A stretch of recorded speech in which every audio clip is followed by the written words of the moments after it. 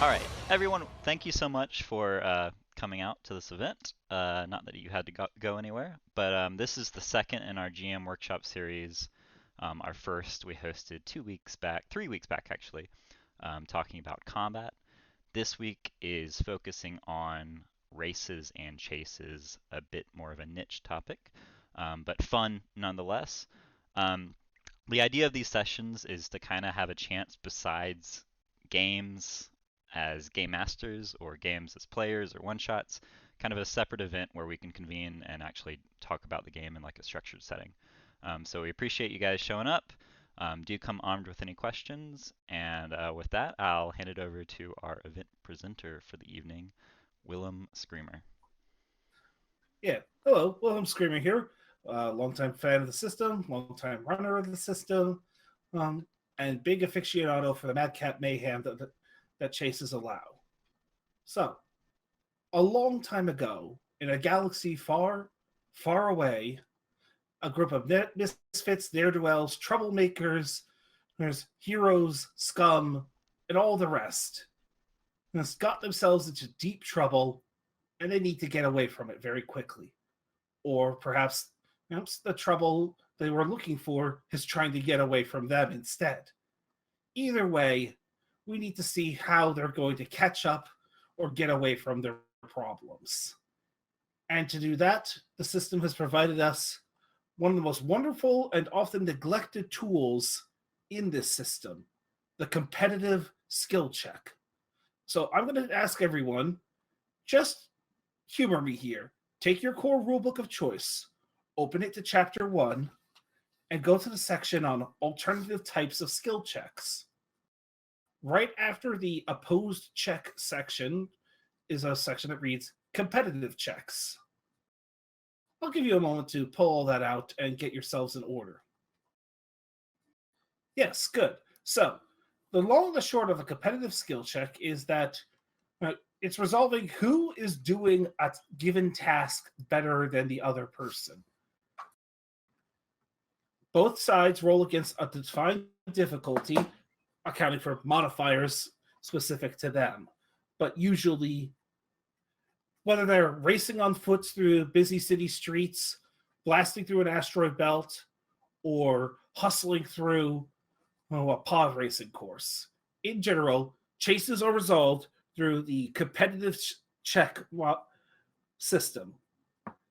Both sides will roll the relevant pools that they are using for the check, and whoever wins the check through having the most successes will catch up or get away from the other person. Triumphs are your first tiebreaker, and advantages are your second tiebreaker. And you need to win. You need to succeed in the competitive check in order to win the competitive check. If you both fail, you both just sit there looking like idiots with your thumbs up your butt. This is the core, most important way to handle the most important part of races and chases. Understanding how to adjudicate a competitive check means you can handle anything else. Everything else is ultimately a refined structure to have everything exist in. You don't strictly need to use it if you're running a simplified scene, but the competitive check is the core. At its core, they are about resolving who does a given task better. I just wanted to get everyone on the same page of this is the most core aspect. If all competitors in a competitive check fail the check, they all failed to do the task. You need to look at what the task is to determine if going at it again is the correct course of action. Sometimes they both fail and they get laughed at by the NPCs and the session continues on. Sometimes instead, the next leg of the competition goes on and they go again. Maybe you modify the check to reflect the fact that they failed. Maybe you have other competitors catch up to them.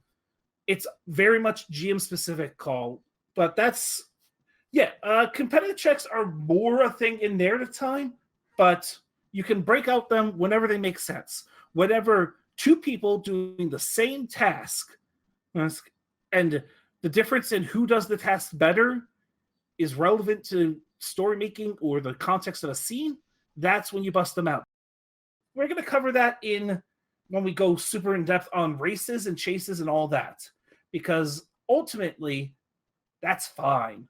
If someone starts busting out the guns in a chase, that's more or less something that should be happening, because I'm going to let you in on a secret. A chase is just a modifier to an action sequence. You apply a chase, the chase recontextualizes whatever action sequence you're engaged in to also be a mobile one. So once you understand that, you understand the competitive the chase and race mechanics in the context of an action sequence. You could handle a trivia contest would definitely be like a competitive knowledge education check. A game of chess could be a competitive deception or cool check. The Edge of the Empire core book has a great sidebar about gambling and competitive checks in the skills chapter, if you're willing to take some time to look at it. But a competitive check can cover any sort of competition between two or more people. So yes, wrestling, absolutely. Probably opposed brawl, maybe opposed probably competitive brawl or competitive with athletics. There's some discrepancy in fine text references on what the best skill to use for wrestling is. There are references to brawl also being wrestling and grappling in the core book. There are also some references to athletics being wrestling and grappling in some other sources. So GM call on which of those skills you would use, and GM call on how you would set the difficulty. In terms of a wrestling match, I've seen it be just you both roll against an average difficulty, and I've also seen it you roll a competitive and opposed check, as in the difficulty of the check you roll against is defined by your opponent. It's very much determined by if you want both sides to be relevant or not. There's ups and downs to you, but I would personally, in a wrestling match, be handled as a competitive check if it's between two player characters or a significant NPC. If it's a minor NPC who doesn't matter, I would just make it an opposed check and call it done. How often do you make competitive checks? I think that they're very much a player-driven thing. I mean, you have to look at when a character who is naturally a braggart or a glory seeker, they will naturally challenge others. There's the tests of feats of skill and wit and ability.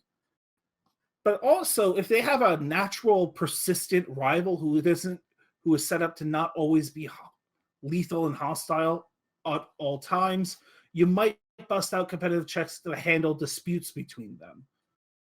It's a useful skill. It's a modifier to skill checks because it's not something you always bust out. But when you need to compare two or more people in direct opposition, that's how you do it. But the other person isn't necessarily trying to stop them. Okay, so an opposed check. An opposed check is you use those when the target of the check is actively resisting or working against the effects of the check. For example, you would oppose a social skill check against a sufficiently important character because of their own mental fortitude. Or an opposed check would be used when you're resisting a force power.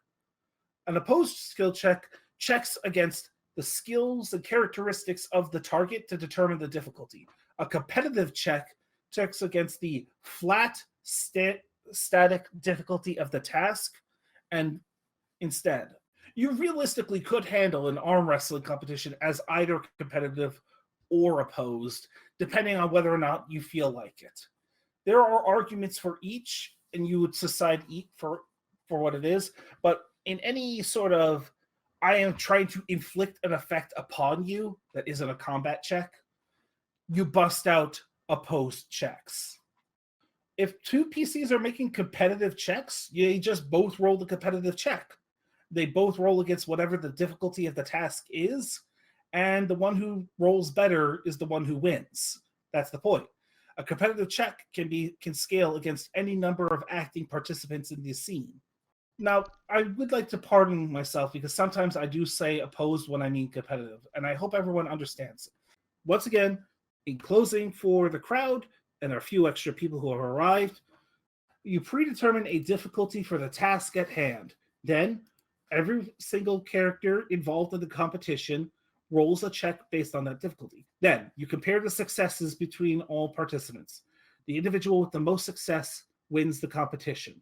If there are one or more ties for success, then you check to triumphs.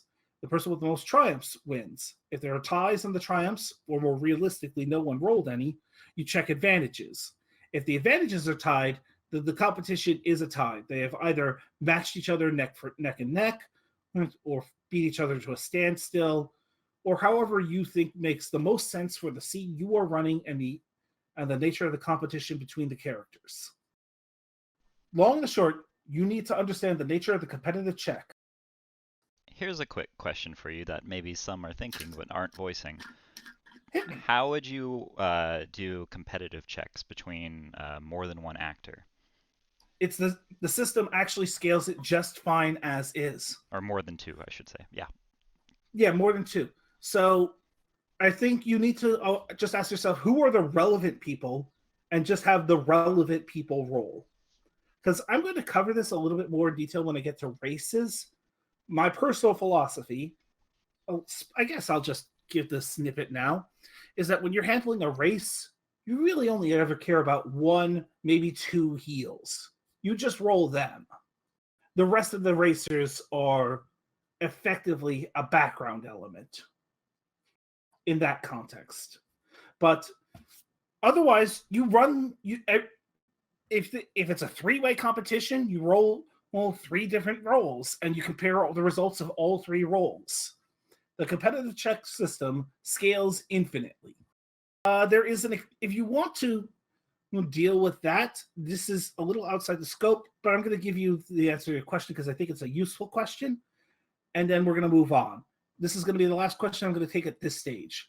Black Diamond asked about handling an accelerated combat without having to deal with initiative. So the answer to your question is I do not think competitive checks are a useful tool for this, but there are good tools in the system for this. First off, if you have the Edge of the Empire core rulebook chapter, I would like to encourage you to look at the Game Master's chapter and take a look at the alternate rules. There's a suggestion okay, this fight is obviously going to end with a player character victory. I don't want to deal with that. You don't want to run through a slog of initiative. I encourage you on your time to check that particular section out. It's a really useful tool. The other way, not in the books, but a useful solution as well, is that you think about why you don't want to deal with it. If it's a lone guard and you just need to take them out quietly, you could do a simple, flat difficulty cool check to just see if you're able to make the correct timing to get them before you blunder your way to stupidity. All right, good. So now that everyone's had a moment to review chapter 1 of your core book of choice, we're going to jump ahead to chapter 7 of your core book of choice. After the section on range bands, there should be a big page that says stellar phenomena or terrain. And on the page right after that is a giant page-sized sidebar that says the chase. This is the core of the conversation here today. So, in the Edge of the Empire core rulebook, it is page 241. In the Age of Rebellion core rulebook, it is page 255. In the Force and Destiny core rulebook, it is page 247. And since two of you typed two of those, in the Edge core book, it is page 241. All three of those, they're mostly the same for most purposes. There are slight language differences between them. They're all mostly valid. The core, the thing that most important here are the principles at play rather than the exact details of those principles. So I want you to have that. So your party, The chase rules at their core, like the vehicle rules of the system, were calibrated for your players are on the Millennium Falcon. You're trying to escape from the TIE fighters in the asteroid field. How do you handle getting away from the TIE fighters? If you understand that context, you understand the chase. Let's go step by step through your classic action sequence. So first and foremost, the default sort of like this is how a chase is generally expected to work.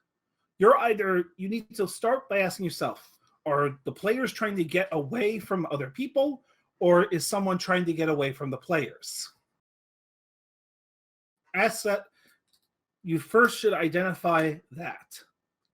Once you have that, then define the distance of the players from whoever they are trying to catch or escape from. Define that range band. And lastly, understand how fast everyone is going. If you're in a vehicle or vehicles, well, you use the speed that the vehicles are traveling at. In general, in a chase, going faster means it's harder to catch up, but if you beat them while going faster, you go faster. I'll explain the exact mechanical nuances in a moment, but I'm just giving you the most basic version now. Then you start the chase with the competitive check. The difficulty is set by the environment. If you are rolling against a truly devoid field with nothing going on, nothing of interest, which would be a very sad thing, because as I mentioned, you talked in your combat workshop, it's all about location, location, location. Much like real estate.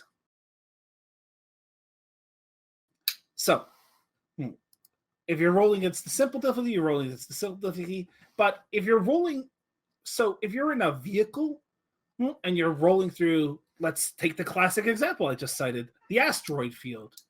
You use the stellar phenomena of rules to determine the difficulty of the check. They're on the adjacent page, but for brevity, you take the speed of the ship and half its silhouette rounded up. You use the greater value to determine the difficulty of the check, the lesser value to determine how many of the dice are upgraded. And you do this. You determine this difficulty in a way similar to how you build a skill pool, where characteristic and skill ranks determine which value sets the base number of dice and how many of those dice get upgraded. Same sort of idea. All right. So you might have a very fat vehicle that's slow, rolling a similar difficulty as a very fast vehicle that's tiny. Then you apply the handling of the vehicle, which would give you setback or boost as you needed. And then you apply additional modifiers to give other setbacks and boosts. This is also, for all the GMs listening, where the ranks of shortcut come into play. This right here. This is the time you bust out shortcut, but if your players are very lucky or very smart, they might even have improved shortcut. If you don't know what those talents are, you don't need to concern yourself too much, but this is where it comes into play. If your players have shortcut, they will let you know. I certainly hope they do, because boy, it's a good feeling to just get to be faster than everyone else. So, with vehicle chases, I'm going to focus the rest of the discussion on vehicle chases for a while, because more of the mechanics interact with vehicle chases than not. Foot chases are modifiers to this. Back to vehicle chases.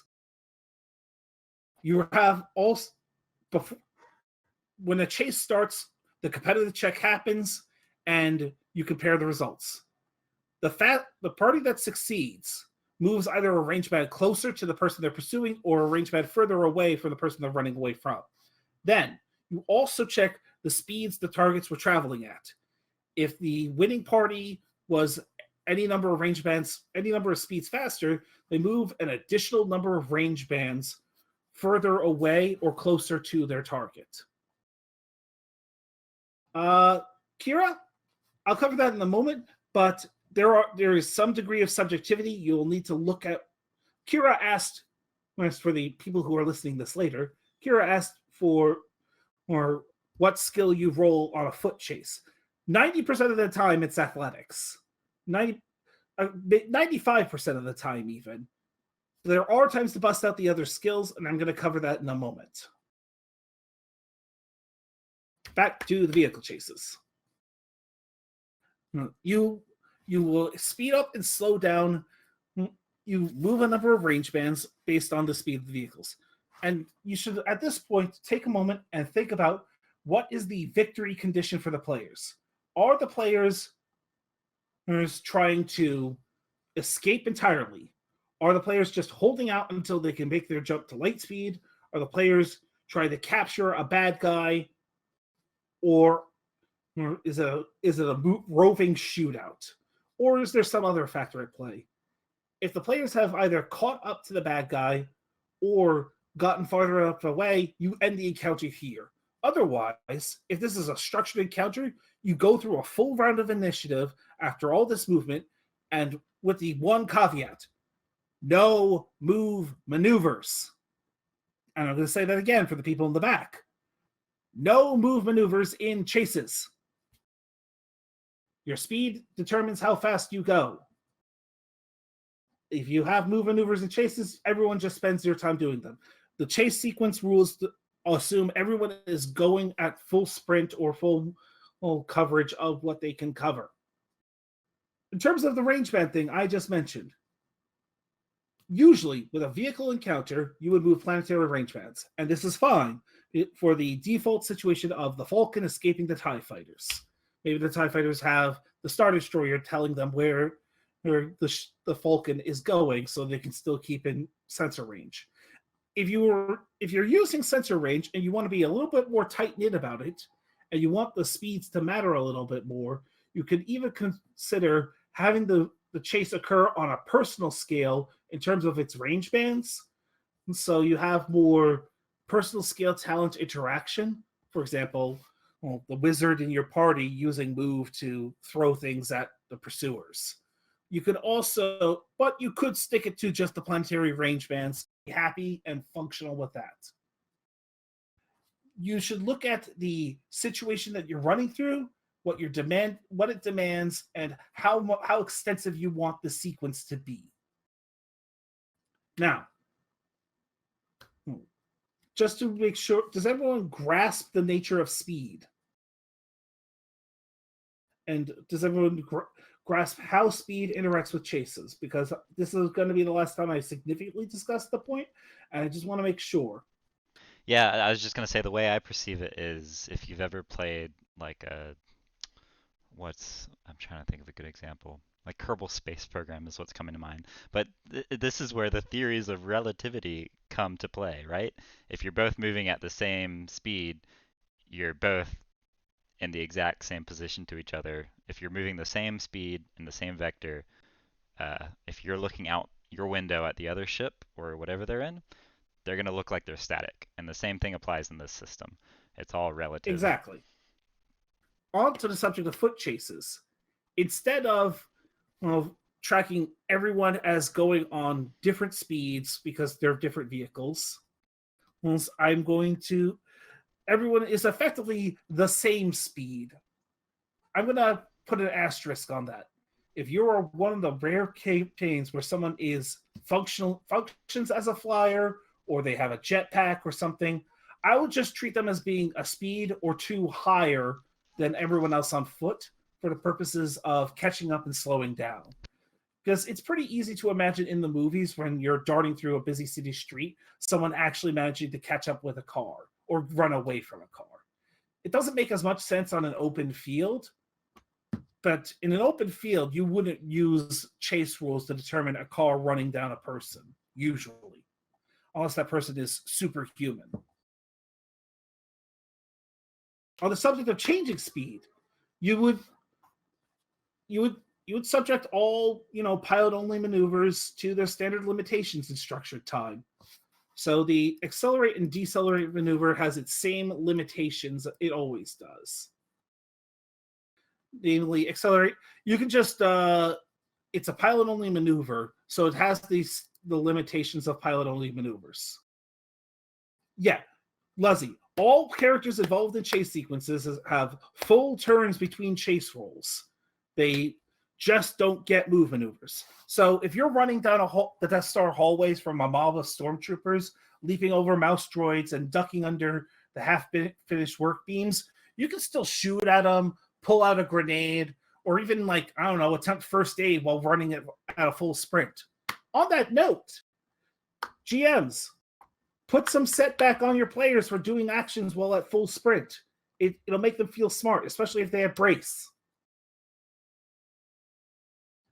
So, yeah, standard, you make your competitive race check, and then you have a full turn, and then you do the next competitive check.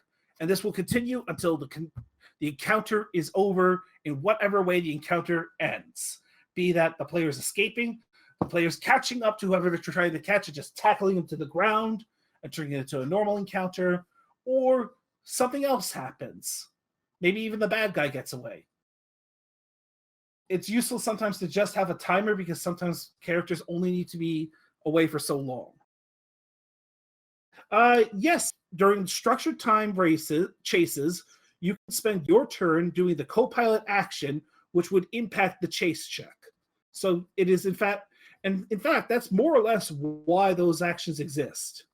If you look at the vehicle chapter and understand this is the Falcon escaping TIE fighters in the asteroid field, you understand. Jasper asked how you move after the matter of the chase check. I did sort of accelerate through handling that at the start of this section, so I'm going to run through it a little bit more nuanced and carefully. So, let's have the Millennium Falcon going at speed 5 being chased by some Y-Wings that are going at speed 4. Han Solo, being the excellent pilot that he is, succeeds with 2 successes, while the Y-Wing pilots succeed with a single success, as their minion group still has the weight of dice in their favor. By default, at speed 5, Han would move a range band for merely winning the check. But since he is a speed faster than the Y-Wings, he would move 2 range bands instead. If the Y-Wings failed the check, they would, as a merit of the stellar phenomena and terrain rules, slow down to speed 3, at which point the speed 5 vehicle would instead move 3 range bands. If both vehicles were moving at speed 4 and the Falcon won, the Falcon would just move 1 range band. So yes, speed determines the difficulty of checks through difficult terrain and how much success means, rather than directly influencing how fast you go. Ultimately, the limitation on move is really about limiting the ability to change relative positioning of the craft, of the parties involved in the chase. It's not about no moves ever, ever, ever, ever, exclamation point, underline, exclamation point. It's about just not making chases a lame-o, brain-dead sequence of I pull move maneuvers to close to short. I pull a move maneuver to go out to medium. Let's roll the chase check. Because, oh my goodness, that would be horrible. So they patched that possibility out in the chase rules as a base function. So, I think we've more or less covered the specific mechanical aspects of chases, and fairly in depth. And foot chases are, for reiteration, by default, 95% of the time, everyone moves at the same speed and uses athletics.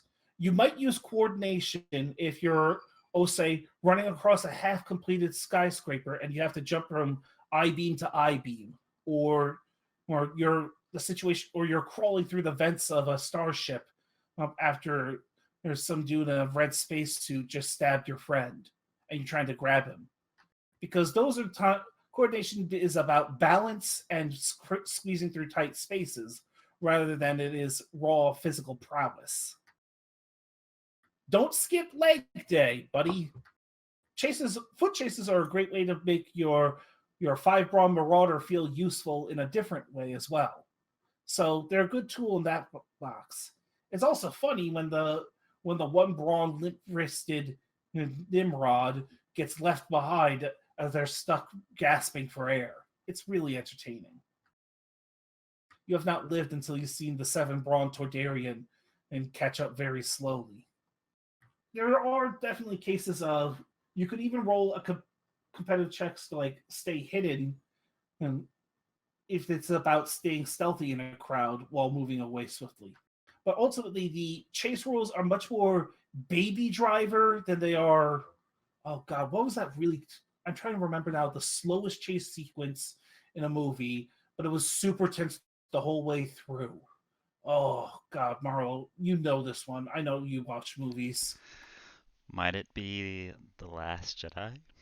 Okay, we're not having that discussion today.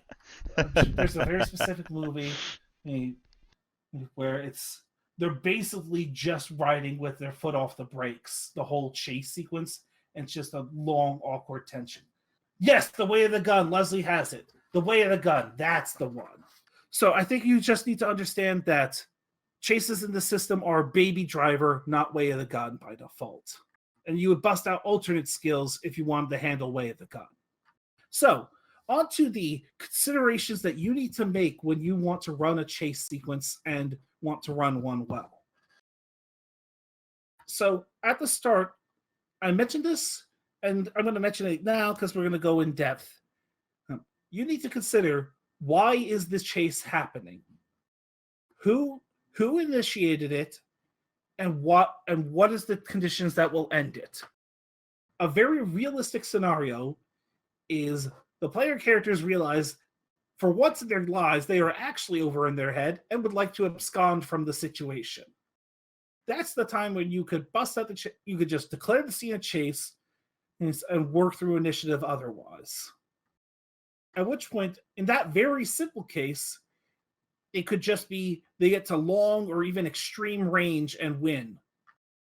Long range, if they were, say, running through tight corridors where having that much time to get away from someone is useful. You could also make the victory condition they just need to survive for 2 to 3 rounds. For example, if you're running through a starship and you're just trying to escape your pursuers by getting to an escape pod, you could use the timer method of victory instead of a outright escape them method of victory. How do you handle characters being stopped? If a character is truly thoroughly stopped, you should look at, is anyone helping them? Is someone grabbing them? If so, that other person grabs them and the sequence continues. If they are truly brought to a full stop, it might actually just end the encounter, looking at the nature of things. There's nothing wrong with immobilizing a character just ending the encounter. It's all dependent upon why the encounter is happening in the first place.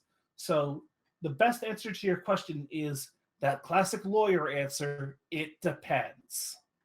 You should also look at what is making them immobilized and how much is that an impediment to the sequence.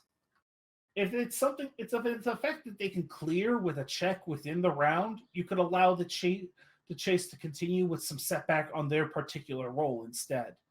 If it's like, oh, I just dropped to the floor, well, you can remove them from the encounter. You can remove characters from encounters without them being dead people. So just parry down encounters to who is relevant to the emotional point of the scene, whatever that is. You could also just have them drop some range bands. Cypher cited the example of a Jedi being chased by, say, clone troopers in Order 66, using bind on them to immobilize them. You could, in that example, I would have them drop range bands, maybe even several, but they would stay in the move. Because bind does care about your proximity in general, and that is a simple way to handle it. You could also just have, if they're not truly meaningfully important, bind could just have them be removed from the encounter as they never catch back up.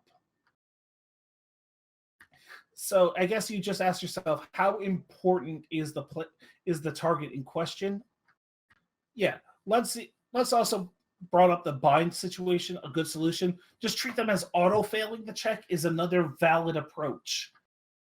In terms of PCs getting the chase run away of their own accord, usually the solution I find is to dangle something they want right now, far away, and with a timer. That's a useful solution. Or present them with something that they genuinely cannot overcome with their straight force methodology, and present an example why the straight force methodology is not wise. Or you have them dealing with a complication that demands they leave now with, oh, say, the MacGuffin. They have the MacGuffin for the session, and they just need to abscond with it. So this comes down to asking yourself why the chase is happening. You need to structure that at the top of your priority. Player characters tend to respond unhappily when they see the TIE fighters rolling in. At that point, okay, TIE fighters here, it's time to skedaddle. And, a TIE fighter is a perfectly reasonable response. In terms of the party bus, you just have to remind them that they got something on board that they got to haul ass from. Or you bust out the Star Destroyers when they're on their party bus. And if the players just want to stand and fight against impossible odds, so be it. So we have the conditions of the chase. Let's talk about something a little more rules-sided than narrative-sided. Setting the difficulty and adjudicating results. On a foot chase, I would say by default, if you're running through nothing of interest, make it a simple check. If the environment is a problem, and boy, the environment should be a problem in a good quality foot chase. Even through a busy city center, there are pedestrians, there's food stands, there's people carrying in glass panes outside of stores or into stores. There's all sorts of things that can go wrong in a city. Then you should apply I would say make it average and pile on the setback for whatever terrain problems you'd like to concoct that given round. You should, as the GM, feel free to spend destiny points to just throw more modifiers onto checks that aren't strictly just upgrades. The difference between running on dry land and running in the middle of a strong rain is a pretty substantial difference. You should always ask yourself, when you're preparing these difficulties, how do the players interact with the world, and how does the world interact with the players? Because that will also help you adjudicate the results swiftly. Because that's the one challenge of running chase in a frenetic manner, is you need to be ready to adjudicate the results of a chase check very quickly. Because it checks the successes, but it also checks for advantages, triumphs, threats, and despairs. Try to think of a thing that can, if you know you're going to be running a chase, try to think of, through every stage of this chase as it progresses, how the world's going to help them, how the world will hurt them, how the world will help their foes, and how the world could hurt their foes. So you have things on the standby at the ready for your players and for your NPCs.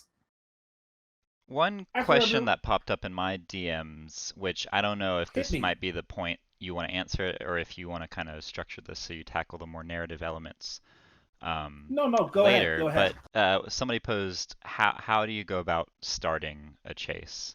As the game master, all that ever needs to happen is you declaring the world to be what it is. You are the arbiter of truth. Remember that. If you want your bad guy to run away, just start saying the bad guy runs away and is not operating on range bands anymore.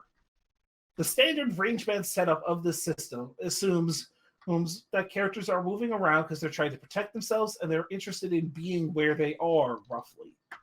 But when a chase happens, they are putting full gallop in reckless abandon to just haul ass. You can just declare the bad guy is going to get away unless you start chasing after them. And this is now a chase sequence. The players are always free to weenie out and say, fine, the bad guy can escape. You are the arbiter of truth. Chase sequences starting and stopping is a little bit more of a railroady sort of nature. You kind of have to roll with that. But players are generally good at recognizing when they need to skedaddle. And usually that's when they have something precious that they would really rather not give up. Would You can you only, ever apply yeah. some sort of initiative to starting a racetrack or So starting a here's the race, thing. Races, maybe. Maybe. or It depends a on chase? Yeah, how. I've got. I'm Yeah, confusing all my language. It's so all one and this the is the same. Yeah. thing. Chases are modifiers to structured time encounters. You're running a structured time encounter, you can turn the structured time encounter into a chase. The chase roll happens at either the top of the round or when the chase starts, whichever comes first. At that point, afterwards, you have a full round for everyone, and then the next chase happens. And I was actually about to move on to how you handle the rest of the turn. So, you've started the chase. The players have started running. The bad guy has started running. Maybe Mustache McTwirl Face is holding a baby in their hands, and the players want the baby back. Either way, and you want this to be a detailed, meaningful encounter. It's time for structured time. We start our chase check. Whoever wins, wins. Whoever loses, loses. You adjust the range bands based on the results. Now you have a full round. The burden is truly, at its core, on the players to think of actions that will help them end the encounter on favorable terms. Whether that's as simple as turning around to shoot a stormtrooper while you're at a full sprint with your offhand blaster, to as complex as I want to calculate the jumps to light speed and get ourselves ready to haul ass, or I want to figure out how to move on this terrain in a more optimal manner, or so I stop getting caught in like snow traps, or I want to know, or I want to start yelling at the crowds of people in the city to get out of our way, get out of our way, Jedi coming through, Jedi business. And you need to be ready to handle more improvised style actions. So for that last example, you could make a sufficiently difficult leadership check to start getting the crowds to gangway, gangway. Hey, heroes coming through, baby gotta be saved, let us through. And you might, if they succeed on that check, you could, for example, modify the difficulty of the chase check. If players are taking improvised actions, you should have those improvised actions modify the difficulty of the chase check they have to make, or the chase check that the bad guy has to make, depending on the nature. My personal secret sauce advice, if you are truly stumped on how to handle a player character's action, and you cannot think of anything, your brain has thoroughly fried itself in this pan with a pool of olive oil and a seasoning of salt, and you just do not know what to do. But the player's action makes sense. Make the difficulty hard, throw on 2 setback if they're doing this on foot because you're doing it at a full sprint, and if they succeed, you upgrade their chase check. And maybe throw on more upgrades with it for every 2 success beyond that.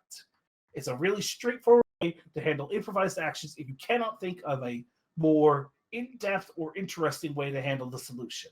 It's a very useful shorthand. I would, however, advise against, I want to look for shortcuts, mostly because the shortcut talent exists, and if there were shortcuts, the bad guy who would use them too. And if it's a race, well, shortcuts are cheating. Anywho, I'm not saying no, but it's something that you should be mindful of. Perception checks to, say, find something that would give you an advantage, however, totally valid. But otherwise, if you're running a chase check scene and the players want to make combat checks against each other, just remember whatever they're running through might be interfering with the combat checks, might provide some cover, or even concealment. If you're, say, running through the tall savanna grasses, and the things that might step in the way could be like a lion eating your face off. I'd advise having your face be eaten off, but just remember those sorts of modifiers. If you want to go super in depth, more or less every single career book comes with some notes on, hey, this is an environment that's important to this type of character. Keep this environment in mind. And you can lean on those for inspiration on what to do. I think at this point, it's more a matter of how do I handle X kind of improvised action?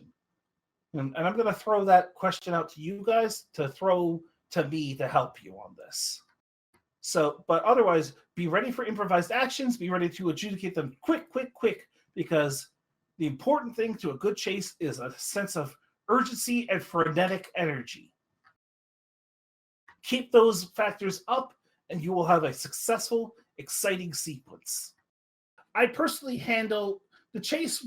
The chase role exists outside of the initiative rounds, so I personally would, to answer your question of how do you determine range in combat, with that's also a chase. You set the ranges after the results of the chase check occur. This is why the move maneuvers are removed from chases, because otherwise it gets screwy. I think it's better overall that you just keep the ranges consistent based on the results of the chase check. And remember that all events are happening simultaneously. The less things you have to juggle, the better. Rather, the less unneeded things you have to juggle. In terms of improvised actions, I'm going to pitch. If your players are stuck for ideas, I would always suggest to them things like make obstacles for enemies, make our own path more clear, or anything in the vehicle chapter. That whole sidebar of additional vehicle actions are made to work in the context of a chase. Now, there is one elephant in the room of combat checks in space encounter chases that I will need to address. The average player character vehicle will be silhouette 4 or under, and very realistically, the average chaser will be silhouette 4 and under. Under default circumstances, the defender chooses what zone would be hit in those cases. I would ask you all to consider deeply the relative positioning of the ships in this case, because they're a lot more defined than they are in standard vehicular combat where everyone's always jockeying for position. In this case, I would, if you're going to make that change, I would communicate intent to the players so that they can shunt their shields to the butt so the TIE fighters directly behind them can shoot them in the butt where they want to be shot. This also can have entertaining results when collisions occur and all their shields in the front are no longer in the front. That's always fun. I feel like I have more or less covered all the basic principles and important aspects to a good, solid chase sequence. That is, consider why it's happening, consider how it's supposed to end, consider where it is occurring and how that place can mess with the above, and consider allowances for player activity in the situation. When you think, merely giving good, meaningful thought to all those factors will mean you are better prepared to handle a more exciting, more fulfilling chase. All right, so on to the matter of races. Races in Star Wars, in the galaxy far, far away, are usually very intimate, personal affairs between the competitors. They are an emotional outlet for tensions and character dynamics that the story cares about. On this, I'm going to say my most fundamental advice on running a successful race: think only about what emotionally matters. Discard the rest. When Anakin was in the pod race, we cared about Sebulba, because Sebulba was a dick, and he was a dick to little orphan Annie. And he was a big dick. The movie wanted us to remind us he was the biggest dick around. And all the emotional stakes were put into Sebulba. This made the sequence easier to understand and made the action of the sequence more impactful as a result. The other major Star Wars media where racing is a prominent part of the story is Resistance. And Resistance similarly focuses on when there is a race between characters, it is about their interpersonal relationship in the field, and the race, even with other competitors involved in it, focuses on the central emotional aspects. So you need to think, what is the core emotional aspect and tension of this race? Zero in on that. Really turn the dial. A race is often your pilot characters get a chance to strut their stuff, flex their muscles, and impress everyone. Give them a heel. Give them someone that they're going to love to hate. If you can make that someone an important character to the broader campaign's narrative, all the better. the more they care about rubbing the dirt in that guy's face, the better the action is. Zero in on that, and you will have a useful race. Now, this next bit of advice can apply to chases as well, but I'm putting it here because it's more relevant to a race typically. You should think about how long the race should take and how many legs it covers. Typically, when we see races in Star Wars, they're through more than one type of environment. The pod racers on Tatooine have to go through narrow canyons, and open fields where they're shot at by the Tuskens, and weird pothole-laden fields where they're ducking under tight fits. In short, it's not one flat difficulty they would be rolling against all the time.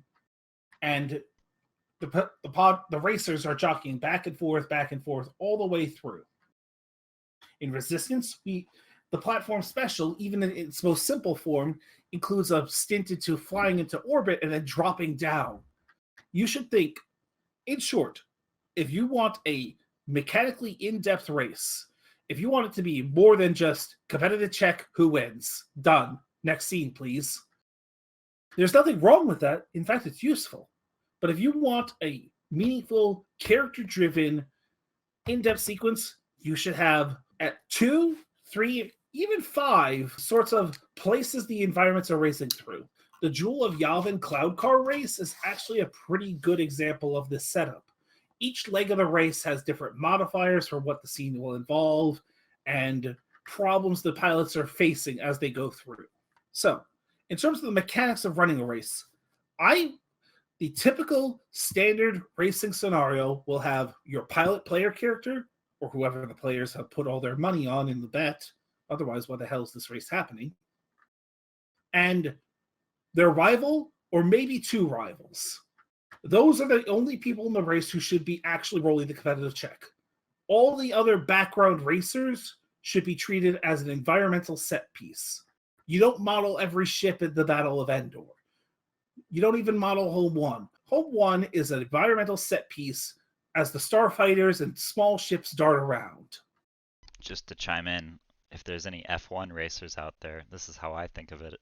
The cameras are only ever pointed at Lewis Hamilton and the person behind him. Similarly, in Star Wars races in your sessions, where are the cameras pointed? Think about that rather than the player character. Yeah, exactly. Or whoever the player characters are wanting to win. Kira, on the subject of making background people mechanically relevant, have them be something players can spend advantages, threats, triumphs, and despairs upon. If you want a come from behind victory for a little orphan Tommy with 2 broken legs and a bad arm to be a possibility mechanically, you could treat all the other racers as just a minion group. And that could be a fine way to handle it too. So in that case, you would have heel face Slimo scumsucker McDouche shitter and everyone else as the minion group. That is the best Star Wars name I've ever heard. But I personally would prefer and suggest that you run them as I spent some advantages on my race check to make this dude crash into Sebulba. That's the sort of case where I would use them personally, and my suggestion. You should obviously make them feel like part of the stage. You just don't have to track them in the mechanics because you only care about the emotional core. Modeling them, if you want to make it like a super in-depth, like the players have to think about who they're betting on and why, you could model all the individual racers. And there is merit and fun to that, but I'm approaching this from the perspective very specific. And I've sort of laid out what my goals are. In terms of running the gauntlet and determining who wins, you would start everyone is in the same range band. No one's ahead, no one's behind, usually. You make your competitive check. The winner zooms ahead that far or that far behind. I would personally suggest starting this motion in personal range bands and then spreading out to even vehicle range bands as the race progresses. The person in the front who is in the front wins the race when all the gauntlet stages are up. That's you declare them the winner when either they pull so far ahead that there is no conceivable way for the other people to win, or they're just ahead enough when all the competitors hit the finish line. That is your basic way to handle that. So, leg one, open field, wide spaces, the player pulls ahead one range band. Right, because their pod racer is a little slower than Sleemo McScumface. But they got heart and spirit, damn it. They got heart and spirit, and that's what counts. Then stage two, the Ice Geyser vent fields with buzzsaws. They lose, and Sleemo McScumface pulls up one range band and then one range band ahead, as he is in a faster vehicle and handles the dangerous environment with no problem. Then you reach, the abandoned shipyards where an actively dismantled colony ship is having parts fall on the racetracks, and the racers have to dodge it. And then the players catch up to the heel. And at that point, it's all down to the last leg of the race, the fourth, with the grand finale, with the industrial park filled with, acid baths and giant mashy spike plates. And in that case, whoever pulls ahead there would be far enough ahead to cross the finish line first. And that's kind of a standard race scenario. In that race scenario, you have to decide, do you want the other player characters involved in the race, or do you want to just let the pilot have their moment of glory? You need to ask yourself why you're running the sequence, and if you know the answer, you decide how much involvement you want the others to have. Sometimes a sequence should just be an expert in the field dominating that field. But sometimes it has to be everyone working together, because Star Wars loves messages about the value of teamwork. If you were running this multi-stage race thing, you could handle everyone else doing a thing with, they are the pit crew or the hype team. And you ask them to do their mechanics work or get the crowd cheering and jeering and booing. Hell, maybe someone throws a rock inside a tomato at Sleemo McScumface, as an example. That could be a way that your party's agitator could get the crowd excited and make that crowd excited mean something to the race. You could just handle it as just the pilot. You have the chase check and the pilot doing their one thing to try and impact the chase, be it flagrant cheating, being a little bit of daring do, facing their fear as they take the most dangerous route through the course that even Sleemo McScumface, the veteran racer, would never dare. Generally, in a good-natured race, the competitors aren't actively trying to kill each other. But who knows what kind of horrible nightmare scumbags your player characters might be. Be ready for anything.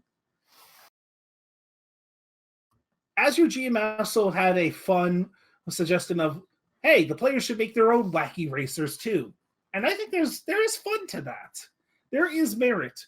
Maybe one of your players is funny enough to make up little orphan in the quadriplegic, the racer who drives with only their teeth and is just trying to pay for their surgery. I think there's merit to that sort of approach. It's ultimately, at its deepest core, who's the emotional needs being served? Why are the player characters involved in this race? And what is this scene all about? When you answer that question, you will know if you want to incorporate the other player characters and how much they should be incorporated. Maybe the players are on the vehicle and maybe they are helping run the vehicle better. Maybe the players could be running sabotage on the other racers. If you want your players involved, if you want the people who aren't the star of the show to have mechanical roles, have them interact with the meta context of the race. Be it like the betting booths or something else. You might encourage a particularly skeevy player character might encourage large numbers of people to bet against their winning player, so that way they can earn bigger winnings or something. I have a question just to get the ball rolling. Hit me. with races, especially if it's like within the structured um, setting of like a pod race or something, it's happening on a track, which might have Yeah, predetermined, obstacles or interesting tidbits of the racetrack. yeah, So obviously there's the competitive check or roll between the two racers as they're trying to pass each other. But yeah. how do you handle kind of the individual obstacles that might be part of a track that then Well, both, that's um, why I suggest yeah, that sort of differentiation is why I suggested breaking the race down into stages, hmm, with each having their own difficulties and modifiers. For example, the open field will have a different difficulty than running through the industrial park, which would have a different field than running through the abandoned minefield. You count for obstacles with different chase checks, but player interactions with obstacles in the middle of those checks, you can ask the players, hey, what do you want to do and how do you want to do it? right. And you can make them roll a separate skill in their sort of one action a turn deal. To kind This of leave the chances of fate to the dice as well, would you recommend rolling for your, NPC competitors for each of these obstacles as well? I guess that's the kind of Yeah, crux of the. you would have the heal roll against the you would have the important NPCs, the NPCs who matter to the emotions of the race scene. They would roll as your players roll. That's why we have competitive checks, because everyone is dealing with this problem. If you're just dealing with, in terms of the rabble mob that doesn't matter, you can have them. You can abstract the results. Sometimes they fall behind. You could, if you want to track how well they're doing as a whole, roll them as a big old minion group. So it's a matter of how much you want to track them, but the answer is yes. The characters who matter should be rolling dice, because the dice are a declaration by the GM that the situation matters. If I it see. doesn't matter, why are you rolling? Was that helpful, Marlo? Was that Yeah, a yeah, yeah. useful answer to your question? Yeah, I think so. I think so. I think I was also a bit curious just to extend it a bit because you have the competitive checks, but you also might, maybe Yeah, you have like the the improvised action. yeah, so Yeah, maybe the right, NPC right. falls All behind races and are modified chases. All yeah, races are modified chases, and that includes the time for players to act between chase yeah, yeah. rolls. I guess one topic I've always found interesting um, is track design more broadly because it of course follows the same fundamentals of combat and counter design, but the interesting bit is you're looping it again and again and again potentially. So yeah, do you have any pointers on building I an think, interesting track? watch other movies. Watch other movies. Look at reality. So here's the funny thing about Star Wars. Star Wars is, despite all its extremely fantastical nature, very rooted in the real. There's a reason ILM kept very close tabs on everything NASA was doing, because they wanted to lift notes from NASA to make their world more real.